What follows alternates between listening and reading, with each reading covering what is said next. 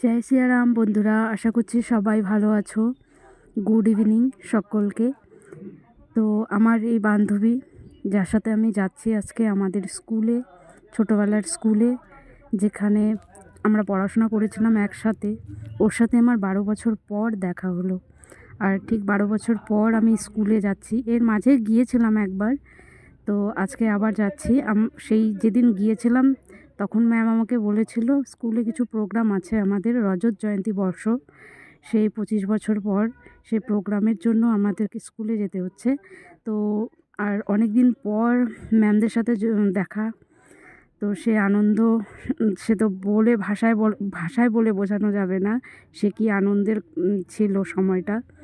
তো আমি এই মেসেজের মাধ্যমে সকলকে এটাই জানাতে যাচ্ছি যে আমাদের অঙ্গদেবী স্কুলের যারা স্টুডেন্ট, তোমাদের সকলকে ম্যামরা স্কুলে এসে যোগাযোগ করতে বলেছে। তো তোমরা সকলে যে যেখানেই থাকো না কেন, কেন কি সবার তো অনেকেরই আছে যে বিয়ে হয়ে গেছে, কারোর সাথে কারো কন্ট্যাক্ট নেই। তো তোমাদেরকে এটাই বলছি যে তোমরা অঙ্গদেবী স্কুলে যারা পড়াশোনা করেছো তারা সকলেই স্কুলে এসে একবার ম্যামদের সাথে যোগাযোগ করে যেও।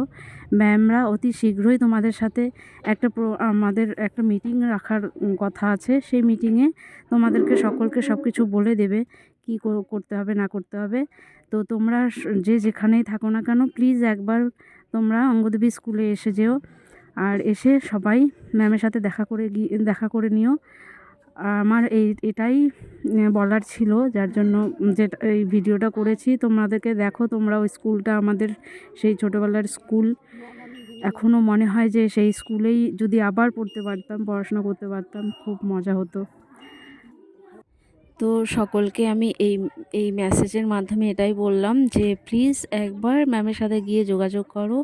আর আমাদের এই 25 বছর রজত জয়ন্তী বর্ষ উৎসবটিকে পালন করার জন্য, ম্যামদেরকে সহযোগিতা করার জন্য প্লিজ একবার চলে এসো স্কুলে।